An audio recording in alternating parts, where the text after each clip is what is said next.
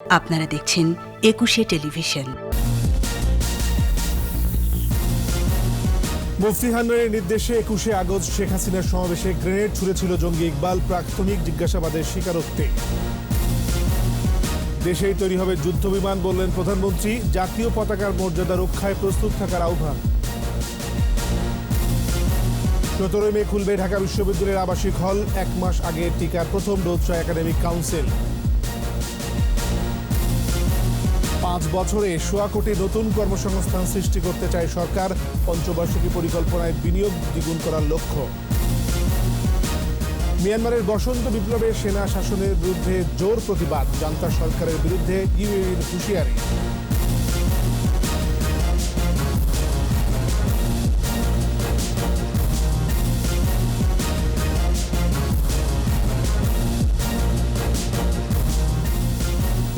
শুনছিলেন first security ইসলাম bank limited সংবাদের শিরোনাম।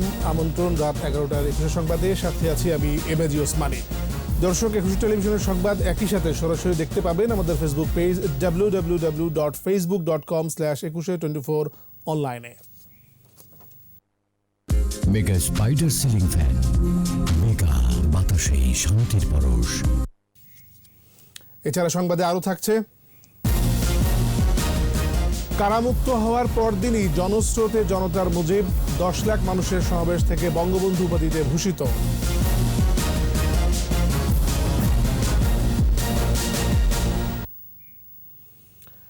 বঙ্গবন্ধু অ্যাভিনিউয়ে শেখ হাসিনার সমাবেশে গ্রেনেড হামলা মামলায় যাবজ্জীবন সাজাপ্রাপ্ত মোহাম্মদ ইকবালকে গ্রেপ্তার করা হয়েছে। রাজধানীর দিয়াবাড়ি এলাকায় অভিযান চালিয়ে গ্রেপ্তার করা হয় তাকে। র্যাব ও এনএসআই যৌথ অভিযানে গ্রেপ্তার ইকবালের গ্রামের বাড়ি ঝিনাইদহ। বিএনপি রাজনীতির সাথে জড়িত ছিল সে। 21শে আগস্টের সমাবেশে মুফতি হান্নানের নির্দেশে ইকবাল গ্রেনেড ছুড়েছিল বলে প্রাথমিক জিজ্ঞাসাবাদে স্বীকার করেছে। বিস্তারিত জানাচ্ছেন আহমদ বাবু। 2004 সালের 21শে আগস্ট বঙ্গবন্ধু এভিনিউয়ে সন্ত্রাস বিরোধী সমাবেশ চলাকালে গ্রেনেড হামলার শিকার হন আওয়ামী লীগ সভাপতি ও বর্তমান প্রধানমন্ত্রী শেখ হাসিনা।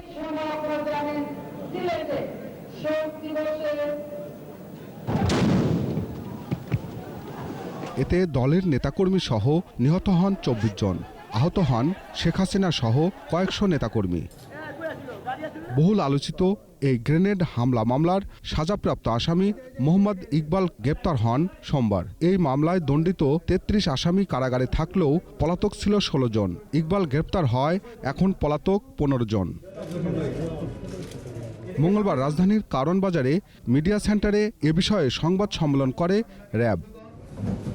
ঘটনার দিন ইকবালের অবস্থান কোথায় ছিল সে বিষয়ে বিস্তারিত তুলে ধরেন র্যাব মহাপরিচালক। রাজধানীর দিয়াবাড়ি এলাকায় অভিযান পরিচালনা করে 21 আগস্ট গ্রেনেড হামলার যাবজ্জীবন সাজাপ্রাপ্ত আসামি জঙ্গি মোহাম্মদ ইকবাল হোসেনকে গ্রেফতার করতে সক্ষম হয়। ঝিনাইদহের স্থানীয় এক জঙ্গি সদস্যের মাধ্যমে হরকাতুল জিহাদ বাংলাদেশে যোগদান করে 21শে আগস্ট গ্রেনেড হামলার প্রায় 4 বছর পর মালয়েশিয়ায় পালিয়ে যায় ইকবাল। পরে অবৈধ শ্রমিক হিসাবে চিহ্নিত হয়, দেশে ফেরত পাঠানো হয় তাকে। দেশে ফেরত এসে ইকবাল আত্মগোপনে থেকে সমমনাদের সাথে পুনরায় যোগাযোগ স্থাপন করে। ইকবালের গ্রামের বাড়ি ঝিনাইদহে। ছাত্র জীবনে জড়িত ছিল ছাত্র দলের রাজনীতির সঙ্গে। 21 আগস্ট গ্রেনেড হামলা সম্পর্কে সে জানায় মুফতি হান্নানের নির্দেশে সে 21 আগস্ট গ্রেনেড হামলায় সরাসরি অংশগ্রহণ করে। হামলা চলাকালীন সময়ে সে মঞ্চকে উদ্দেশ্য করে গ্রেনেড ছুঁড়েছিল। 21শে আগস্ট গ্রেনেড হামলা ও হত্যাযজ্ঞের ঘটনায় সাবেক স্বরাষ্ট্র প্রতিমন্ত্রী লুৎফুজ্জামান বাবর, সাবেক শিক্ষা উপমন্ত্রী আব্দুস সালাম পিন্টু, গোয়েন্দা সংস্থার তৎকালীন 2 শীর্ষ কর্মকর্তা সহ 19 জনকে মৃত্যুদণ্ড দেন বিচারিক আদালত। এদের মধ্যে 14 জন নিষিদ্ধ জঙ্গি সংগঠন হরকাতুল জিহাদের সদস্য। এছাড়া বিএনপির ভারপ্রাপ্ত চেয়ারম্যান তারেক রহমান সহ 19 জনের যাবজ্জীবন ও অপর 11 জনকে বিভিন্ন মেয়াদের কারাদণ্ড ও অর্থদণ্ড দেওয়া হয়। 2018 সালের 10 অক্টোবর ঢাকার দ্রুত বিচার ট্রাইব্যুনাল 1 এই রায় দেন। বিচারিক আদালতের রায়ের পর 21শে আগস্ট গ্রেনেড হামলা সংক্রান্ত মামলা দুটি এখন দ্বিতীয় ধাপে রয়েছে। আহমদ বাবু, 21শে টেলিভিশন, ঢাকা। কর্মদক্ষতা, পেশাদারিত্ব ও দেশপ্রেমের স্বীকৃতি হিসেবে অর্জিত জাতীয় পতাকার মর্যাদা রক্ষায় সর্বোচ্চ ত্যাগের জন্য প্রস্তুত থাকার থাকতে বিমান বাহিনীর সদস্যদের প্রতি আহ্বান জানিয়েছেন প্রধানমন্ত্রী শেখ হাসিনা। আর্থসামাজিক উন্নয়ন ও দারিদ্র্যমুক্ত জাতি গঠনে সরকারের চলমান পরিকল্পনা বাস্তবায়নে দায়িত্ব পালনেরও নির্দেশ দেন প্রধানমন্ত্রী। বিস্তারিত জানাচ্ছেন আকবর হোসেন সুমন। পেশাদারিত্ব, কর্মদক্ষতা ও দেশপ্রেমের স্বীকৃতি হিসেবে বাংলাদেশ বিমান বাহিনীর 11 ও 21 স্কোয়াড্রন অর্জন করেছে জাতীয় পতাকা। যশোরে বিমান বাহিনীর বীরশ্রেষ্ঠ মতিউর রহমান ঘাঁটিতে অনুষ্ঠিত জাতীয় পতাকা প্রদান অনুষ্ঠানে গণভবন থেকে ভার্চুয়াল মাধ্যমে যুক্ত হন প্রধানমন্ত্রী শেখ হাসিনা। প্রধানমন্ত্রীর পক্ষে বিমান বাহিনীর প্রধান এয়ার চিফ মার্শাল মাসিহুজ্জামান সেনিয়াবাত, 11 স্কোয়াড্রনের অধিনায়ক উইং কমান্ডার মিসবাউল ইসলাম ও 21 স্কোয়াড্রনের অধিনায়ক উইং কমান্ডার রাশেদুল ইসলাম গাজীর হাতে তুলে দেন জাতীয় পতাকা। আনুষ্ঠানিকতা শেষে বক্তব্য রাখেন প্রধানমন্ত্রী শেখ হাসিনা। স্বাধীনতা ও সার্বভৌমত্বের প্রতীক জাতীয় পতাকার মর্যাদা রক্ষায় সর্বোচ্চ ত্যাগের জন্য প্রস্তুত থাকার আহ্বান জানান তিনি। দেশের স্বাধীনতা সার্বভৌমত্ব রক্ষার জন্য এবং আন্তর্জাতিকভাবে জাতিসংঘের শান্তিরক্ষা মিশনেও যখন দায়িত্ব পালন করেন, আমি মনে করি আপনারা সবসময় যে কোনো ত্যাগ স্বীকারে সদা প্রস্তুত থাকবেন। প্রধানমন্ত্রী বলেন, বিমান বাহিনীর আধুনিকায়নে সময়োপযোগী পদক্ষেপ বাস্তবায়নে কাজ করছে সরকার। আমাদের একটা আকাঙ্ক্ষা আছে যে বাংলাদেশেই আমরা আমাদের যুদ্ধ বিমান তৈরি করতে পারবো। কাজে এর উপর গবেষণা করা এবং আমাদের আকাশসীমা রক্ষা আমরা নিজেরাও যেন করতে পারি, সেইভাবে আমরা প্রস্তুতি নিচ্ছি। একটি আধুনিক ও চৌকস বিমান বাহিনী গড়ে তোলার জন্য আমাদের সরকার বদ্ধপরিকর। আর্থসামাজিক উন্নয়নে নেয়া সরকারের পরিকল্পনা বাস্তবায়নে দায়িত্বশীল ভূমিকা রাখতে বিমান বাহিনীর সদস্যদের প্রতি আহ্বান জানান প্রধানমন্ত্রী। সুবর্ণ জয়ন্তী উদযাপনের প্রাক্কালে আমরা প্রতিজ্ঞাবদ্ধ হই নিজেদেরকে দেশপ্রেমিক ও নির্ভীক হিসেবে গড়ে তুলতে। আমাদের সম্মিলিত প্রচেষ্টায় বাংলাদেশকে ইনশাআল্লাহ আমরা উন্নত, সমৃদ্ধ, সোনার বাংলাদেশ গড়ে তুলে জাতির পিতা বঙ্গবন্ধু শেখ মুজিবুর রহমানের স্বপ্ন পূরণ করব। করোনার টিকা নিয়ে নিজের সুরক্ষার পাশাপাশি অন্যের সুরক্ষা নিশ্চিতেরও তাগিদ দেন প্রধানমন্ত্রী। নিজেকে সুরক্ষিত করেন, অন্যের সুরক্ষা নিশ্চিত করেন। আকবর হোসেন সুমন, 21 টেলিভিশন, ঢাকা। আগামী 17 মে খুলবে ঢাকা বিশ্ববিদ্যালয়ের আবাসিক হল। একাডেমিক কাউন্সিল সভায় পরীক্ষা ও আবাসিক হল খোলার ব্যাপারে সরকারের নেওয়া সিদ্ধান্তই অনুমোদন করল বিশ্ববিদ্যালয় কর্তৃপক্ষ। সেই সাথে 17 এপ্রিলের মধ্যে শিক্ষক, শিক্ষার্থী ও কর্মচারীদের করোনা টিকার প্রথম ডোজ দেওয়ার আহ্বান জানানো হয় সভা থেকে। জসিম জুয়েলের রিপোর্ট। বিশ্ববিদ্যালয়ের হলগুলো শিক্ষামন্ত্রী ডাক্তার দীপুমণি সোমবার সংবাদ সম্মেলনে 24 মে স্বাস্থ্যবিধি মেনে দেশের সব বিশ্ববিদ্যালয় খুলে দেওয়ার সরকারি সিদ্ধান্তের কথা জানান। 17 মে খুলে দেয়া হবে। পরদিনই ঢাকা বিশ্ববিদ্যালয়ের একাডেমিক কাউন্সিলের জরুরি সভায় বিশ্ববিদ্যালয় খোলা নিয়ে আলোচনা হয়। সভা শেষে উপাচার্য মোহাম্মদ আখতারুজ্জামান জানান, 13 মার্চ পরীক্ষা এবং আবাসিক হল খোলার সিদ্ধান্ত ছিল। পরিবর্তিত পরিস্থিতিতে সে সিদ্ধান্ত থেকে সরে আসার কথা জানান উপাচার্য। শিক্ষার্থীরা হলে ওঠার 2 সপ্তাহ সময় লাগবে, বিভিন্ন প্রস্তুতি। 2 সপ্তাহ পরে পরীক্ষা, কেন্দ্রীয়ভাবে যে পরীক্ষা, বড় বড় পরীক্ষাগুলো, সেটি অনুষদ পর্যায়ে এগুলো ঠিক হয়। পরীক্ষা নিয়ন্ত্রক অফিস সমন্বয় করে 17 মে থেকে 2 সপ্তাহ পরে পরীক্ষা এবং স্বাভাবিক শ্রেণী কার্যক্রম সেগুলো চলতে থাকবে। তবে আবাসিক হল খোলার 1 মাস আগেই টিকার প্রথম ডোজ নিশ্চিত করার আহ্বান এসেছে একাডেমিক কাউন্সিলের সভা থেকে। প্রথম ডোজের 4 সপ্তাহ পরে ইমিউনিটি হয়, তখন শিক্ষার্থীরা উঠতে পারে। তো সে কারণে আমাদের একাডেমিক কাউন্সিল সরকারের প্রতি একটি বিনম্র আহ্বান জানিয়েছে, দাবি জানিয়েছে 17 এপ্রিলের মধ্যে যাতে বিশ্ববিদ্যালয়ের সকল শিক্ষক, শিক্ষার্থী, কর্মকর্তা, কর্মচারীদেরকে টিকার প্রদানের আওতায় আনা হয়। এদিকে জাহাঙ্গীরনগর বিশ্ববিদ্যালয়ের আন্দোলনকারী শিক্ষার্থীরা প্রশাসনের আশ্বাসে কর্মসূচি স্থগিতের ঘোষণা দিয়েছে। তবে যাদের হল ছাড়া অন্য কোথাও থাকার সুযোগ নেই, তাদের বিষয়ে বিবেচনা করে বিশ্ববিদ্যালয় প্রশাসন ব্যবস্থা নেবে। আর 1 মার্চ আবাসিক হল খোলা ও চলমান পরীক্ষা যথা সময় গ্রহণের দাবিতে সংবাদ সম্মেলন করেছে কুষ্টিয়ার ইসলামী বিশ্ববিদ্যালয়ের শিক্ষার্থীরা। দাবি মানা না হলে আন্দোলন আরও জোরদার করার ঘোষণা দেন তারা। জসিম জুয়েল, 21 টেলিভিশন, ঢাকা। করোনা পরিস্থিতি নিয়ন্ত্রণে হলেও এখনও প্রায় 55% অভিভাবক শিক্ষা প্রতিষ্ঠান খুলে দেওয়ার পক্ষে নন। তবে 68% শিক্ষক প্রতিষ্ঠান খোলার পক্ষে মত দিয়েছেন। নাগরিক প্ল্যাটফর্মের এক অনলাইন জরিপে এসব তথ্য উঠে আসে। যা এক ভার্চুয়াল সংলাপের মাধ্যমে তুলে ধরা হয়েছে। এতে বলা হয়, শিক্ষা প্রতিষ্ঠান খুলে দিলে করোনায় সংক্রমণের হার বাড়তে পারে বলে মনে করছেন 52% বেশি অভিভাবক। শিক্ষার্থীদের ক্ষতি পোষাতে সিলেবাস ও কারিকুলামের সংস্কার জরুরি বলে মত দেন আলোচকরা। বাংলা, ইংরেজি, গণিত ও বিজ্ঞান বিষয়ের উপর বাড়তি জোর দেওয়ারও পরামর্শ আসে সংলাপে।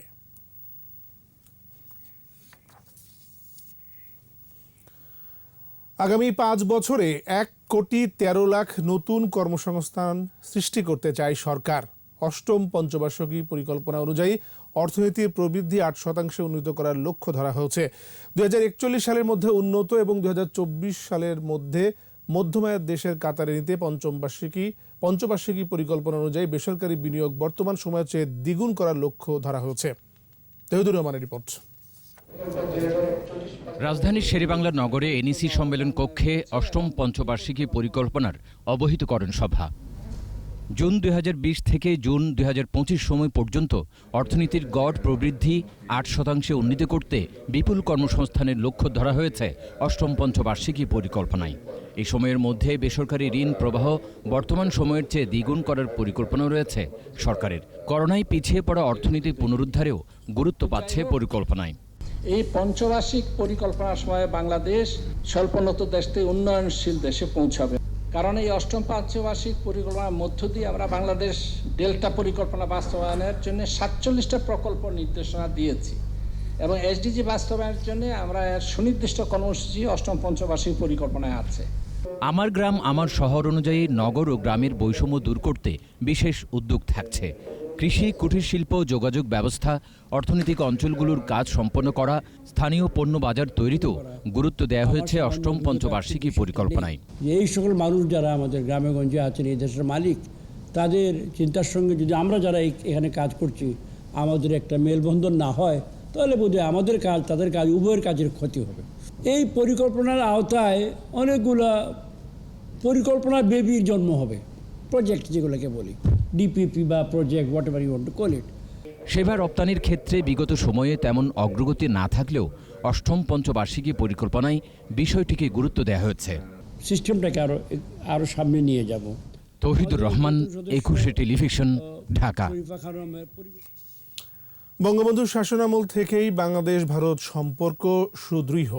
জাতীয় প্রেস ক্লাবে এক আলোচনায় একথা বলেন ভারতের হাইকমিশনার বিক্রম কুমার দোরাইস্বামী। সমৃদ্ধি ও সুরক্ষা নিয়ে দুদেশের আরও কাজ করার সুযোগ রয়েছে বলেও মনে করেন তিনি।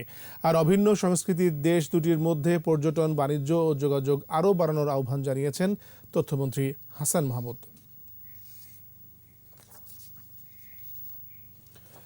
সেনা শাসনের অবসান ঘটিয়েই ঘরে ফেরার অঙ্গীকার জোরদার হচ্ছে মিয়ানমারের বসন্ত বিপ্লব। দোকানপাট বন্ধ করেই জান্তা সরকারের বিরুদ্ধে মাঠে নেমেছে হাজারো মানুষ। সেনা শাসকদের রক্তচক্ষু উপেক্ষা করে দিন দিন আন্দোলনকারীদের সংখ্যা বাড়ছে। এদিকে মিয়ানমার সেনাবাহিনীর বিরুদ্ধে কঠোর ব্যবস্থা নেওয়ার হুঁশিয়ারি দিয়েছে ইউরোপীয় ইউনিয়ন এবং মার্কিন যুক্তরাষ্ট্র। এরই মধ্যে বিমান বাহিনীর প্রধানসহ 2 সেনা কর্মকর্তার বিরুদ্ধে নিষেধাজ্ঞা জারি করেছে যুক্তরাষ্ট্র। আরও জানাচ্ছেন আজহারুল ইসলাম। গণতন্ত্র ফিরিয়ে দেওয়ার দাবিতে সেনাবাহিনীর হুমকি ধামকি উপেক্ষা করেও মিয়ানমারের সাধারণ মানুষের এই বিক্ষোভ। দিনে দিনেই জোরদার হচ্ছে অসহযোগ আন্দোলন। অভ্যুত্থানকারীরা সাধারণ ধর্মঘট চালিয়ে যাচ্ছেন। এদিকে দেশটির ব্যবসায়ীরাও দোকানপাট, ব্যবসা প্রতিষ্ঠান বন্ধ রেখে প্রতিবাদ চালাচ্ছেন। সূচিসহ আটক সকল নেতাদের মুক্তির দাবিতে স্লোগান দিচ্ছেন বিক্ষোভকারীরা। কাউকে কর্মস্থলে না যাওয়ারও আহ্বান জানাচ্ছেন তারা। গণতন্ত্র না ফেরা পর্যন্ত রাজপথে আন্দোলনে থাকার অঙ্গীকার বিক্ষোভকারীদের। এদিকে মিয়ানমারের বিরুদ্ধে নিষেধাজ্ঞা আরোপের বিষয়ে একমত হয়েছেন ইউরোপীয় ইউনিয়নের পররাষ্ট্রমন্ত্রীরা। ইইউ এর পররাষ্ট্র নীতি বিষয়ক প্রধান জোসেফ বোরেল বলেছেন, সেনা অভ্যুত্থানের জন্য দায়ী সামরিক নেতাদের এবং তাদের অর্থনৈতিক স্বার্থকে লক্ষ্য করে নিষেধাজ্ঞা আরোপে সবাই একমত। এদিকে বিমান বাহিনীর প্রধান মুংমুং কিয়াও সহ মিয়ানমারের 2 সামরিক কর্মকর্তার ওপর নিষেধাজ্ঞা আরোপ করেছে যুক্তরাজ্য, কানাডা, নিউজিল্যান্ড এবং যুক্তরাষ্ট্র। আজহারুল ইসলাম, 21 টেলিভিশন। নিচ্ছি প্রিমিয়ার ব্যাংক লিমিটেড সংবাদ বিরতি। নো মাস্ক নো সার্ভিস বিধি মেনে চলুন, সুস্থ থাকুন। যখন ফিরছি তখন অন্যান্য খবরের সঙ্গে আরও থাকবে। করোনায় আরও 18 জনের মৃত্যু। টিকার দ্বিতীয় ডোজ শুরু হবে 7 এপ্রিল। এপ্রিল থেকে বাস রুট রেশনালাইজেশনের পাইলট প্রকল্প, প্রতি কিলোমিটারের ভাড়া 2 টাকা 20 পয়সা।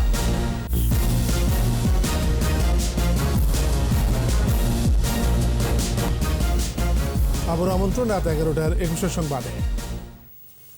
করোনা ভাইরাসের টিকা কেনার জন্য $940 মিলিয়ন সহায়তা দেবে এশীয় উন্নয়ন ব্যাংক এডিবি। প্রধানমন্ত্রী শেখ হাসিনার সাথে দেখা করে এই আশ্বাস দেন এশীয় উন্নয়ন ব্যাংকের কান্ট্রি ডিরেক্টর মনমোহন প্রকাশ।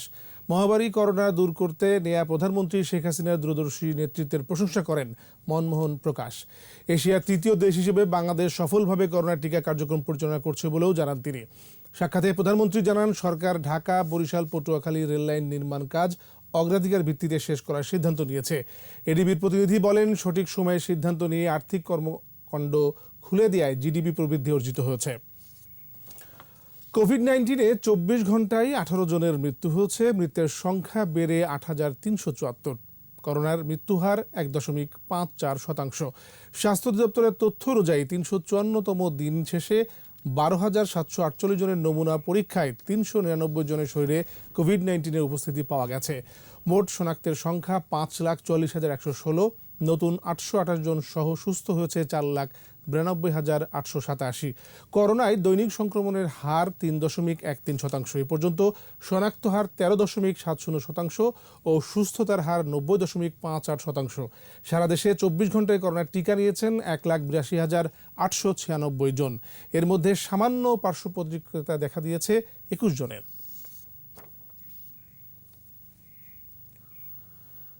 এদিকে আগামী 7 এপ্রিল থেকে করোনা ভাইরাসের টিকা দ্বিতীয় ডোজ দেওয়া হবে বলে জানিয়েছেন স্বাস্থ্য ও পরিবার কল্যাণ মন্ত্রী জাহিদ মালেক।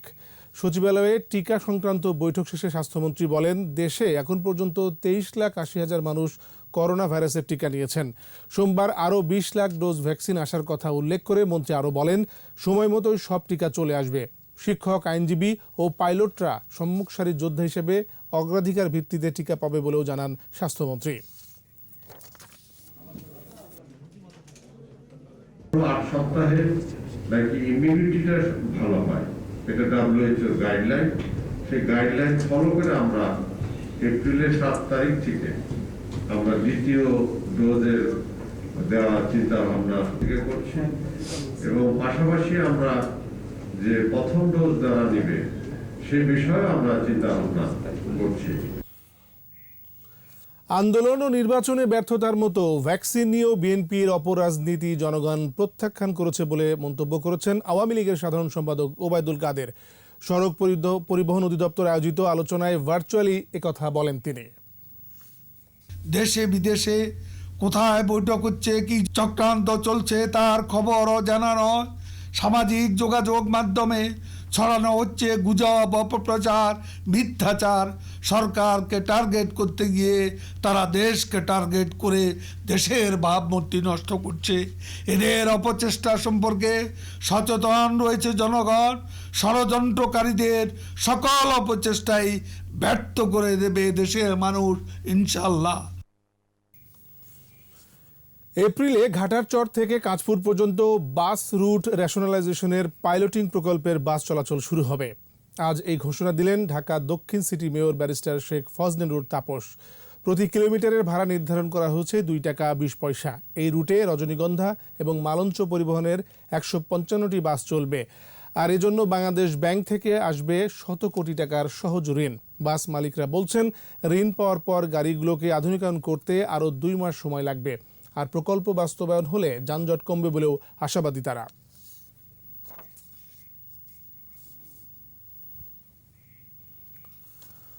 1969 সালের 23শে ফেব্রুয়ারি তৎকালীন রেসকোর্স ময়দানে প্রায় 10 লাখ মানুষের সমাবেশ।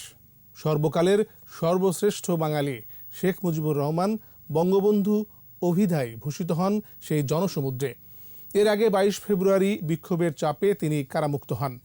গণ অভ্যুত্থানের প্রিয় নেতা হয়ে ওঠেন বাঙালির প্রিয় বন্ধু বঙ্গবন্ধু। মফিউর রহমানের রিপোর্ট। 1920 সালে গোপালগঞ্জের টুঙ্গিপাড়ায় জন্মগ্রহণ করেন ক্ষণজন্মা পুরুষ শেখ মুজিবুর রহমান। ক্রমে তিনি হয়ে ওঠেন ইতিহাসের স্রষ্টা। শেখ মুজিবুর রহমান তখনও প্রিয় নেতা মুজিব ভাই। তার ঘোষিত 6 দফা তৎকালীন পাকিস্তানি শাসকদের ভিত কাঁপিয়ে দেয়। দেশদ্রোহী তকমা লাগিয়ে আগরতলা মামলা করে। গ্রেপ্তার হন মুজিব। বঙ্গবন্ধু সবচেয়ে বাঙালির বিশ্বস্ত নেতা, প্রকৃত নেতা, সংগ্রামী নেতা, নিঃস্বার্থ নেতা, এবং উনি দীর্ঘদিন ধরে যান হাতে করে বাঙালির স্বার্থ আদায় করার জন্যে সর্বাত্মক লড়াই করেছেন, কোনো জায়গায় কোনো আপোষ করেননি। নেতাকে মুক্ত করতে উত্তাল সারা দেশ। জনতার সেই আন্দোলনে নতি স্বীকার করে পাকিস্তানের সামরিক জান্তা। 69-এর 22শে ফেব্রুয়ারি মুক্তি পান বাঙালির প্রাণের নেতা শেখ মুজিব। পরদিন 23শে ফেব্রুয়ারি তৎকালীন রেসকোর্সে 10 লাখ মানুষের বিশাল জনসভায় কৃতজ্ঞ জাতি প্রিয় নেতা শেখ মুজিবকে বঙ্গবন্ধু অভিধায় ভূষিত করে। ছাত্রলীগের নেতারা তারা বঙ্গবন্ধু শব্দটা দীর্ঘদিন ধরে আলোচনা করত নিচে। জনাব তোফায়েল আহমেদ, আমাদের প্রিয় তোফায়েল ভাই, এই ঐতিহাসিক জনসভায় শেখ মুজিবুর রহমানকে বঙ্গবন্ধু উপাধিতে প্রদান করেন এবং ঘোষণা দেন। আপসহীন ভূমিকার জন্যে, তার বিশ্বস্ততার জন্যে, বাঙালির প্রতি দরদ এবং আনুগত্য প্রকাশ করার জন্যে আমরা শেখ মুজিবুর রহমানকে বঙ্গবন্ধু উপাধিতে ভূষিত করি। বঙ্গবন্ধুর নেতৃত্ব ও নির্দেশনায় আসে বাঙালির স্বাধীনতা, প্রাণের চেয়ে প্রিয় স্বদেশ এবং গর্বের পতাকা। মফিউর রহমান, 21শে টেলিভিশন, ঢাকা। খ্যাতিমান কলামিস্ট, প্রাবন্ধিক ও লেখক সৈয়দ আবুল মকসুদ আর নেই। সন্ধ্যা 7টায় রাজধানীর একটি হাসপাতালে মারা যান তিনি। ইন্না লিল্লাহি ওয়া ইন্না ইলাইহি রাজিউন। সৈয়দ আবুল মকসুদের বয়স হয়েছিল 75 বছর। তিনি স্ত্রী, এক ছেলে, এক মেয়ে, স্বজন ও অসংখ্য গুণগ্রাহী রেখে গেছেন। বিকেলে শ্বাসকষ্ট শুরু হলে স্কয়ার হাসপাতালে নেওয়া হয়। সেখানে চিকিৎসকরা তাকে মৃত ঘোষণা করেন। 1946 সালে 23 অক্টোবর মানিকগঞ্জের শিবালয় উপজেলার এলাচিপুর গ্রামে তার জন্ম। 1964 সালে সাপ্তাহিক নবযুগ পত্রিকায় তার কর্মজীবন শুরু। বাংলা একাডেমি পুরস্কার পাওয়া আবুল মকসুদ পরিচিত ছিলেন সমাজ, সংস্কৃতি ও রাজনীতির সমসাময়িক ঘটনাবলী নিয়ে সংবাদপত্রে লেখা কলাম এবং গবেষণামূলক প্রবন্ধের কারণে। তার মৃত্যুতে শোক জানিয়েছেন রাষ্ট্রপতি আব্দুল হামিদ ও প্রধানমন্ত্রী শেখ হাসিনা।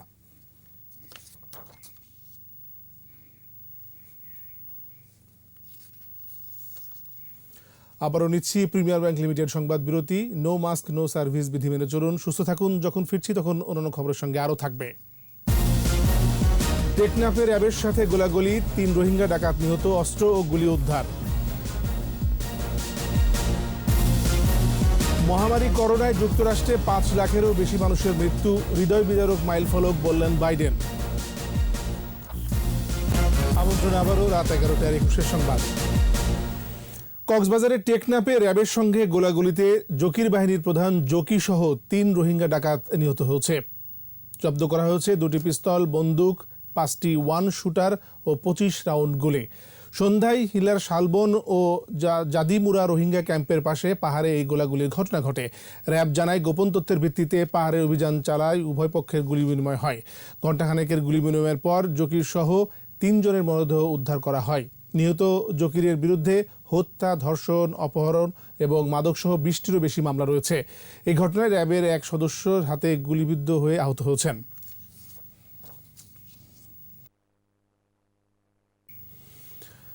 নিরাপদ প্রাণী উৎপাদনের লক্ষ্যে জুনোসিস এবং আন্তঃসীমান্তীয় প্রাণী রোগ প্রতিরোধ ও নিয়ন্ত্রণ গবেষণা প্রকল্প চালু করতে যাচ্ছে সরকার।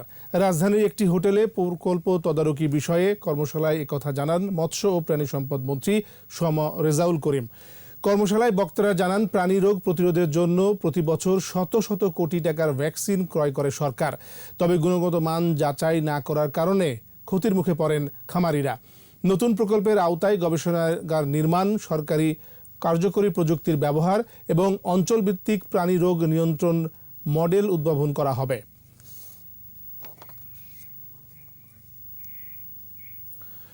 দক্ষিণ সিটি কর্পোরেশনের নতুন যোগ হওয়া বেশিরভাগ ওয়ার্ডেই লাগেনি উন্নয়নের ছোঁয়া। 2016 সালে দক্ষিণ সিটির নতুন 18টি ওয়ার্ডের মধ্যে 11টিতে কিছু উন্নয়ন কাজ হলেও প্রয়োজনের তুলনায় তা খুবই কম। এখনও এসব এলাকার রাস্তাঘাটে গাড়ি তো দূরের কথা, রিক্সা চালানোই দায়। সিটি কর্পোরেশন বলছে, নতুন ওয়ার্ডে পরিকল্পিতভাবে উন্নয়ন কাজ শুরু করা হবে। তফসির হাসানের ক্যামেরায় মাহমুদ হাসানের রিপোর্ট। পুরনো 8টি ইউনিয়ন সিটি কর্পোরেশনে অন্তর্ভুক্ত হয়েছে প্রায় 5 বছর আগে। শ্যামপুর, ড্যামরা, মান্ডা ও দক্ষিণগাঁওকে 2টি করে, দনিয়া, মাতোয়াইল ও সারুলিয়াকে 3টি এবং নাসিরাবাদকে নিয়ে মোট 18টি ওয়ার্ড যুক্ত হয় ডিএসসিসিতে।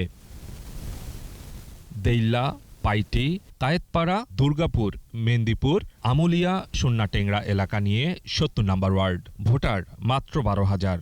এলাকার চলাচলের প্রায় সব সড়কই 6 থেকে 8 ফুট চওড়া। 4 চাকা তো প্রবেশই করতে পারে না, 3 চাকার যান চলায়ও যেন দায়। গাড়ি উল্টে পড়ে যায়, হাত পা কেটে যায়, এভাবে তো গাড়ি চালান যায় না সব রাস্তা দিয়ে। একই রকম বেহাল দশা নতুন প্রায় সবগুলো ওয়ার্ডেই। বাচ্চাদের জন্য খুবই দুশ্চিন্তা, মেয়েদেরও জন্য অসুবিধা। মানে অসুস্থ হয়ে গেলে বাড়ির সামনে পার্কিং এর ব্যবস্থা আছে, ওই যে গাড়ি রাখা এই পাড়াতে ঠেলে লয়ে চেয়ারও বইয়া নিলে ইয়ে বইয়া ঠেলে লয়ে যায়। মাটির রাস্তাগুলো দেখছেন, এগুলো হয়তো খুব কুইকলি পাকা রাস্তাতে রূপান্তর হবে। কাউন্সিলর জানালেন কয়েক মাসের মধ্যে সংস্কার কাজ শুরু হবে।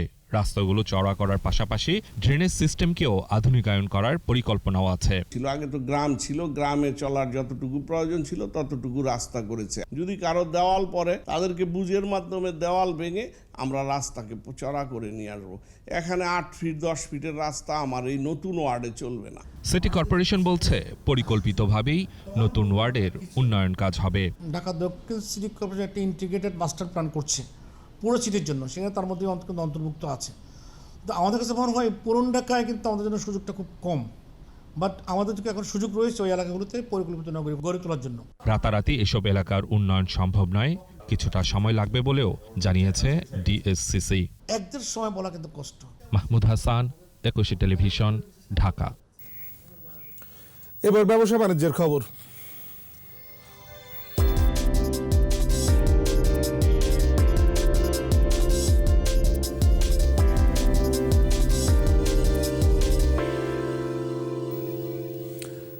পানি সম্পদ রক্ষায় আইসিটি ভিত্তিক সমাধান খুঁজে পেতে ওয়াটার ইনোভেশন চ্যালেঞ্জ কম্পিটিশন 2021 শুরু হয়েছে। উদ্বোধন করেন পানি সম্পদ মন্ত্রণালয়ের জ্যেষ্ঠ সচিব কবির বিন আনোয়ার। পানির অপচয় রোধ, শিল্প খাতে পানির পুনর্ব্যবহার ও শোধন সহ সংকট মোকাবেলায় আইসিটি ভিত্তিক দীর্ঘমেয়াদী সমাধান বের করাই এর মূল লক্ষ্য। প্রজেক্ট জমা শুরু হবে 23 ফেব্রুয়ারি, চলবে 15 মার্চ পর্যন্ত। আগামী 22 মার্চ বিশ্ব পানি দিবসে অনুষ্ঠিত হবে চূড়ান্ত আসর। প্রতিযোগিতার আয়োজন করেছে যৌথভাবে Unilever, Pureit, aspire to innovate, Dhaka ওয়াসা, পরিবেশ বিভাগ, 2030 water resource group, Bangladesh association of software and information services ও বাংলাদেশ কম্পিউটার সমিতি।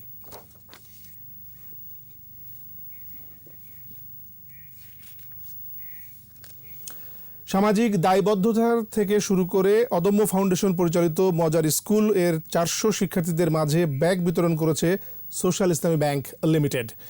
রাজধানীতে প্রতিষ্ঠানটির প্রধান কার্যালয়ে ব্যাংকের উপব্যবস্থাপনা পরিচালক মোহাম্মদ সিরাজুল হক প্রধান অতিথি হিসেবে এসব ব্যাগ বিতরণ করেন। এ সময় আরও উপস্থিত ছিলেন ব্যাংকের মার্কেটিং অ্যান্ড ব্র্যান্ড কমিউনিকেশন ডিভিশনের প্রধান মোহাম্মদ মনিরুজ্জামান, অদম্য বাংলাদেশ ফাউন্ডেশন নির্বাহী পরিচালক আরিয়ান আরিফ এবং head of programme Hasibul Hasan সহ মজার স্কুলের শিক্ষক ও অভিভাবকরা।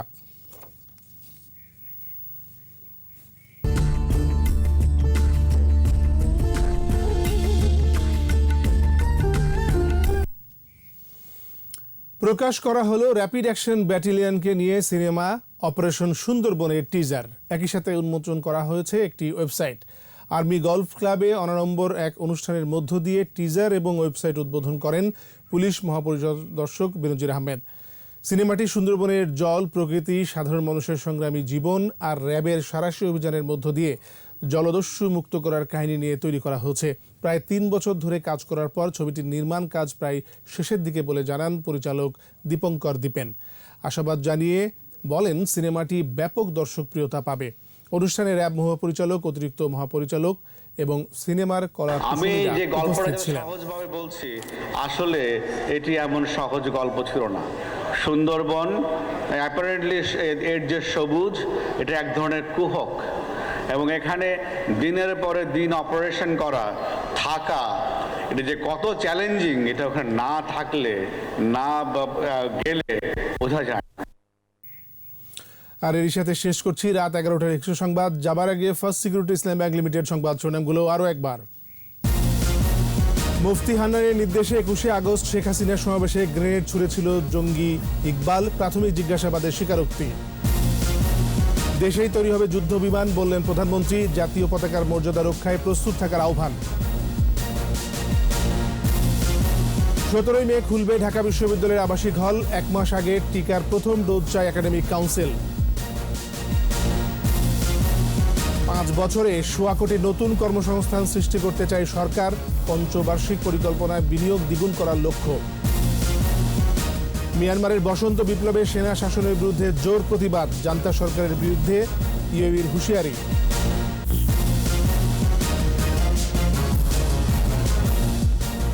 সর্বশেষ খবর জানতে ডায়াল করুন 204 নম্বরে, আর ভিজিট করুন 21tv.com এই ওয়েবসাইটে। এছাড়া ফেসবুকে ভিজিট করতে পারেন facebook.com/2124 অনলাইনে। এরপরের সংবাদ রাত 1টায় দেখার আমন্ত্রণ রইল। স্বাস্থ্যবিধি মেনে চলুন, সুস্থ থাকুন।